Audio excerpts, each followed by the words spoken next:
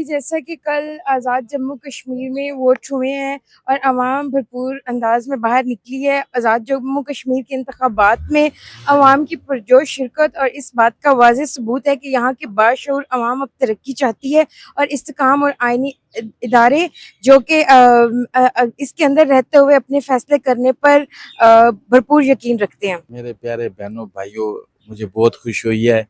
कश्मीर में इलेक्शन हुए हैं और बहुत अच्छे इलेक्शन हुए हैं। तो कई लोगों ने माहौल ख़राब करने की बात की है, लेकिन उनका कोई बस नहीं चला है और अच्छे इलेक्शन हुए हैं और अच्छी हुकूमत बनेगी कश्मीर वालों। और हमें याद किया करो, पाकिस्तान जिंदाबाद। कश्मीर में कल इलेक्शन थे, कश्मीरी अवाम जीत गई, इलेक्शन कमेटी हार गई। कश्मीरी अवाम अपनी मर्जी से घर से बाहर निकली, उन्होंने अपनी मर्जी से वोट डाली। कल इलेक्शन थे, सारी अवाम अपनी खुशी से बाहर निकले, अपनी आज़ाद राय इख्तियार की।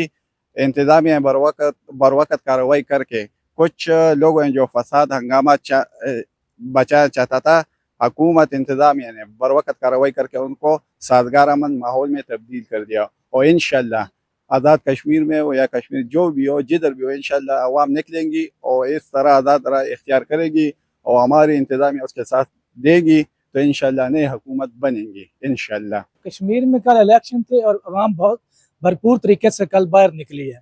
आज़ाद जम्मू कश्मीर इंतखाबात में सियासी जमातों के कैंपों पर वोटर्स का जमा गफूर इस बात का गुमार है कि अवाम ने इंतशार की सियासत को दफन करके रोशन मुस्तकबिल और तरक्की के एजेंडे को गले लगा लिया। कल कश्मीर में इलेक्शन थे, तो आज़ाद जम्मू कश्मीर के इंतखाबात में मीरपुर डिवीज़न के अवाम ने तमाम अफवाहों और लॉन्ग मार्च को मुस्तरद करते हुए अपना हक़ राय दही इस्तेमाल किया और भरपूर वोट कास्ट किए।